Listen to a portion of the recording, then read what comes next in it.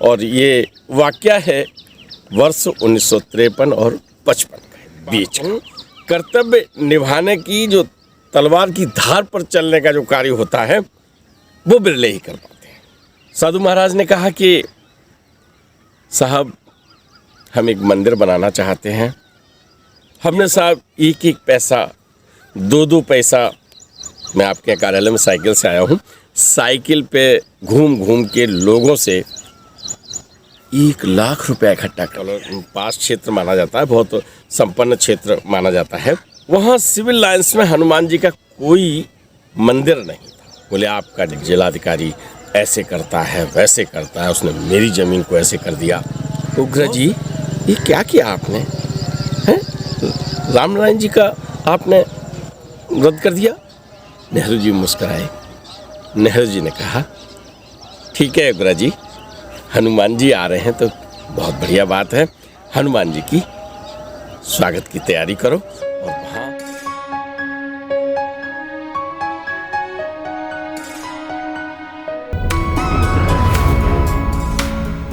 हम आपको महाराज जी के एक ऐसे अनन्य भक्त से आज परिचित करवाते हैं जिन्होंने अपना कर्म किया, धर्म निभाया और कभी ऐसे विरोध की भी चिंता नहीं की कि अगर प्रधानमंत्री के पद पर विराजमान व्यक्ति उनके खिलाफ आ जाए तब भी वो डरे नहीं, झुके नहीं और गरिमा से अपना काम किया।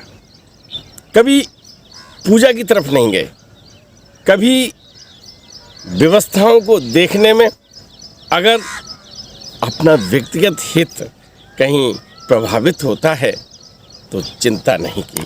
समाज के लिए समर्पित रहे, प्रशासनिक जिम्मेदारी बहुत अच्छी तरह निभाई और महाराज जी के जब अनन्य भक्त हैं, बहुत सारी बातें हैं। हम ऐसी ही एक शख्सियत IAS JN उग्रा के बारे में बात करेंगे।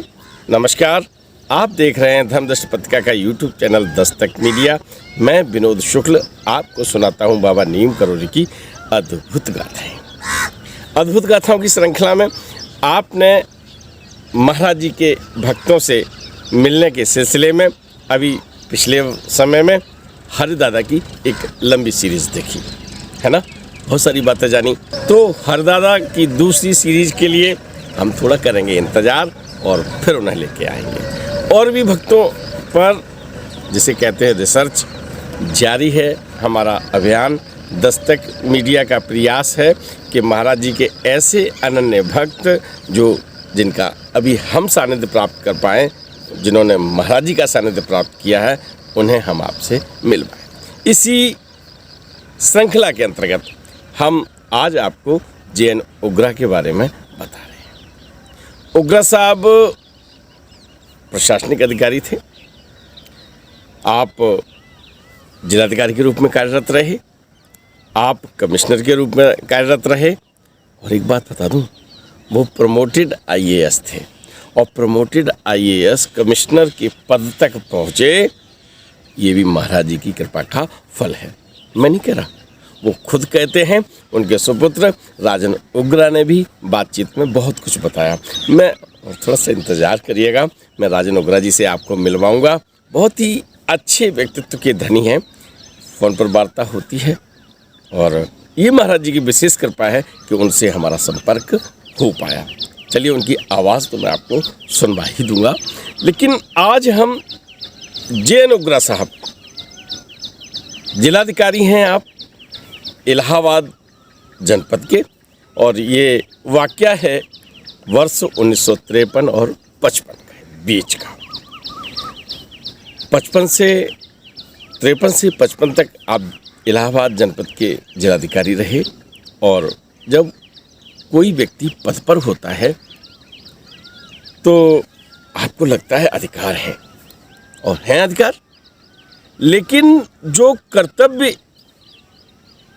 का, ऐसे में एक बात कहूँ, कर्तव्य निभाने की जो तलवार की धार पर चलने का जो कार्य होता है वो बिरले ही कर पाते हैं, क्योंकि बड़े दबाव होते हैं, बड़ी परिस्थितियां ऐसी आती हैं जो प्रतिकूल होती हैं, और एक तरफ न्याय खड़ा होता है, दूसरी तरफ अन्य आप समझ रहे हैं, और ऐसे में जब अधिकारी न्याय के साथ खड़ा हो, चिंता न करे कि क्या होगा, विजय उसी की होती है और इतिहास भी ऐसे लोग ही रचते हैं। उग्रा साहब 1953 से 55 तक के आप जिलाधिकारी रहे इलाहाबाद के, तो एक बहुत सामान्य सी घटना दिखने वाली और सही बात यह है कि अधिकारी के रूप में सब कुछ छिन्न भिन्न कर देने वाली एक ऐसी घटना जो मैं आज आपको सुना रहा हूँ।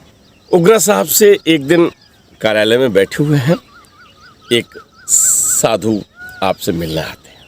साधु अपने बारे में बताते हैं, उन्हें लोग ब्रह्मचारी बाबा कहते हैं। साधु महाराज ने कहा कि साहब हम एक मंदिर बनाना चाहते हैं। ये वर्ष 1953 और 55 के बीच की बात है, ध्यान रखिएगा। हमने साहब एक एक पैसा, 2-2 पैसा, मैं आपके कार्यालय में साइकिल से आया हूँ, साइकिल पे घूम घूम के लोगों से 1 लाख रुपया इकट्ठा कर लिया है। 1953 से 55 का समय काल जो है, और 1 लाख रुपया आज भी बड़ी चीज़ है, लेकिन उस समय तो अरबों रुपए के हिसाब से, 1 अरब के हिसाब से हम कहेंगे वो 1 लाख की वैल्यू थी। एक साधारण संत साधु ने साइकिल चला चला के 1-1 पैसा, 2-2 पैसा, आपको तो 1-1 पैसा, 2-2 पैसा देखे भी नहीं होंगे, अगर देखे होंगे तो बड़े संभाल के रखे होंगे, मैं आपको दिखा रहा हूँ। तो वो लिया, 1 पैसा लिया, 2 पैसे लिए, कहीं 5 पैसे मिल गए, है ना। और इस तरह से उन्होंने 1 लाख रुपया इकट्ठा किया। जिलाधिकारी महोदय से कहा कि हमने 1 लाख रुपया इकट्ठा कर लिया सब। हम राजाजीपुरम इलाहाबाद में एक जगह है, अब प्रयागराज कहते हैं, मैं उस समय की बात कर रहा हूँ जब नाम इलाहाबाद है, तो मैं इलाहाबाद ही कहूँगा। इलाहाबाद में राजाजीपुरम जगह है, हम उसमें साहब एक हनुमान जी का मंदिर बनवाना चाहते हैं। आप हमारे लिए जगह अनुमति लेनी होती है। जिलाधिकारी JN उग्रा साहब ने कहा कि ऐसा करिए, आप 1 सप्ताह बाद मिलिएगा। 1 सप्ताह का समय दिया और 1 सप्ताह में उग्रा साहब ने जांच करवाई वहाँ की। तो जो सिविल लाइंस क्षेत्र है, अब तो बहुत ही पास क्षेत्र माना जाता है, बहुत संपन्न क्षेत्र माना जाता है। वहाँ सिविल लाइंस में हनुमान जी का कोई मंदिर नहीं था, लेकिन वहाँ जगह खाली पड़ी थी, कई एकड़ जगह वहाँ खाली पड़ी हुई थी और सरकारी थी। उग्रा साहब ने सोचा कि ऐसा करें, इस जगह को मंदिर के लिए दे दें, हनुमान जी वहाँ पर आ जाएंगे तो बहुत अच्छा लगेगा। होता क्या है, जब उसकी सघन जांच की गई तो पता चला कि वो लाला राम नारायण अग्रवाल जी का स्थान है। सरकारी जगह थी, सरकारी जगह को सेठ कहें या धनाढ्य कहें, बहुत बड़े व्यापारी, उन्होंने उस सरकारी ज़मीन को लीज पर ले रखा था। लीज समझते हैं ना, सरकार अपनी जगह को किराए पे दे दे कि इतनी जगह हम दे रहे हैं, आप वर्ष में 1 रुपया हमें दीजिए, है ना। ऐसे ही होता है, आज भी होता है। तो वो लीज पर उन्होंने ले रखी थी मार्केट बनाने के लिए। अब हुआ क्या, 5 वर्ष की अवधि थी। सरकार ने कहा था कि अग्रवाल आप 5 वर्ष के अंदर मार्केट बनाइएगा, और उस ज़मीन को लगभग 20 से 25 वर्ष का समय हो चुका था। अग्रवाल साहब उस पर कुछ निर्माण कार्य नहीं करा पाए।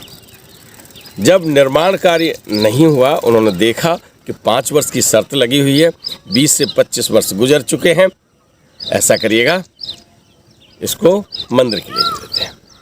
लेकिन एक बाधा थी इसमें। लाला राम नारायण अग्रवाल का जो परिवार, उसकी पृष्ठभूमि में स्वतंत्रता प्राप्त करने का जो आंदोलन चला था, उसमें बड़ी भूमिका थी। यानी जो आज़ादी प्राप्त करने का अभियान चला था, जो क्रांति हुई थी, जो प्रयास किए गए थे, और उन स्वतंत्रता संग्राम सेनानियों में वो परिवार गिना जाता था। दूसरी क्या योग्यता थी, कट्टर कांग्रेसी थे, कांग्रेस की सरकार थी, तो कट्टर सत्ता पक्ष जो है उसके थे, और इलाहाबाद पंडित नेहरू जी का क्षेत्र। और पंडित नेहरू भारत के प्रथम प्रधानमंत्री, और लाला राम नारायण का डायरेक्ट प्रधानमंत्री पंडित जवाहरलाल नेहरू से संबंध, आना जाना। अब उग्रा साहब को यहाँ पर धर्म और अधर्म, प्रशासनिक जानकारी और न्याय के साथ खड़े रहने की एक परीक्षा थी। उग्रा साहब सब बात जानते थे। उग्रा साहब ने निर्णय लिया, क्या आप जानते हैं महाराज जी का अनन्य भक्त कभी डरता नहीं है और सब कुछ महाराज जी पे छोड़ देता है। महाराज जी को याद करते हुए लाला राम नारायण अग्रवाल का जो लीज यानी पट्टा था कैंसिल कर दिया, रद्द कर दिया, और उस जगह को ब्रह्मचारी बाबा को दे दिया कि जाओ हनुमान जी की स्थापना करो जाके। वो जानते थे कि मेरे साथ क्या हो सकता है, वो जानते थे कि हमारे जीवन के बारे में एक ऐसा निर्णय हो सकता है जो कोई भी व्यक्ति अपने कैरियर को सामने देखकर नहीं कर सकता था। और डर जो था हुआ वही। पंडित जवाहरलाल नेहरू से यानी प्रथम प्रधानमंत्री देश के, उनसे लाला राम नारायण अग्रवाल साहब ने शिकायत की। बोले आपका जिलाधिकारी ऐसे करता है, वैसे करता है, उसने मेरी ज़मीन को ऐसे कर दिया। बहुत सारी बातें उन्होंने की। और फिर भैया प्रधानमंत्री मित्र है और उनके एक ऐसे काम को अंजाम दे दिया एक डीएम ने, है ना। हुआ क्या, फिर शिकायतें पहुंची। अपने क्षेत्र में नेहरू साहब आते थे, नेहरू जी का भ्रमण हुआ, और जब भ्रमण होगा तो जिलाधिकारी साथ में होगा, प्रोटोकॉल है। उस प्रोटोकॉल में आपसे मुलाकात होती है और नेहरू जी पूछते हैं, उग्र जी ये क्या किया आपने, हैं? राम नारायण जी का आपने रद्द कर दिया। अब उग्र साहब पहले से तैयार थे, उन्हें मालूम था कि ये प्रश्न होगा और शिकायतों की भी जानकारी थी। उग्र साहब ने कहा कि सर, मैंने जो अलॉटमेंट कैंसिल किया है उसमें एक शर्त थी कि 5 वर्ष के अंदर वहाँ मार्केट डेवलपमेंट कराना था, और उसको 20 से 25 वर्ष का समय गुजर चुका है और वहाँ कोई डेवलपमेंट नहीं हुआ है। और एक बात बता दूं सर, मैंने उस जगह का आवंटन किसी होटल के लिए नहीं किया है, किसी बिल्डर को नहीं किया है, किसी शराब खाने को नहीं किया है। मैंने वहाँ हनुमान जी के मंदिर के लिए जगह दी है। एक ब्रह्मचारी बाबा हैं, एक 2 पैसा मांग कर उन्होंने इकट्ठा किया, और उन्होंने ये बताया कि 1 लाख रुपया हमने इकट्ठा कर लिया है और हनुमान जी की स्थापना करनी है, तो हमने साहब हनुमान जी के लिए ये जगह दे दी। नेहरू जी मुस्कुराए। नेहरू जी ने कहा, ठीक है उग्रा जी, हनुमान जी आ रहे हैं तो बहुत बढ़िया बात है, हनुमान जी की स्वागत की तैयारी करो, और वहाँ जो कुछ भी है ठीक है। यानी जहाँ ऐसा संदेश था कि हमारा बहुत कुछ बिगड़ सकता है, वहाँ क्या हुआ, महाराज जी की कृपा बरसी और प्रधानमंत्री उनकी बात को सुनकर राजी हो गए हनुमान जी का स्वागत करने के लिए। आज भी सिविल लाइन्स में हनुमान जी पधारे हुए हैं, जो हनुमान जी में मंदिर है, उस मंदिर के निर्माण की ये कहानी है।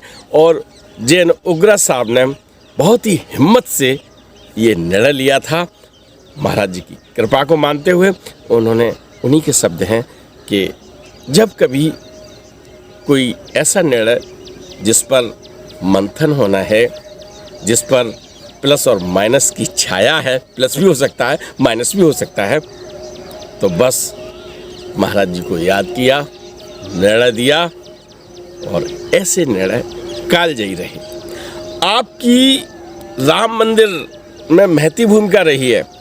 अयोध्या में जो निर्माणित हो रहा है ना, रामलला पधारे, महती भूमिका रही है।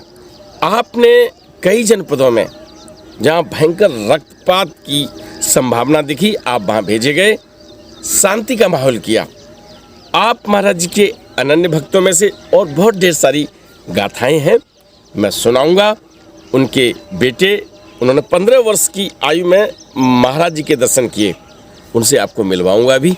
लेकिन अभी आप सुन रहे हैं JN ओगरा, यानी महाराज जी के अनन्य भक्त JN ओगरा की गाथाएं।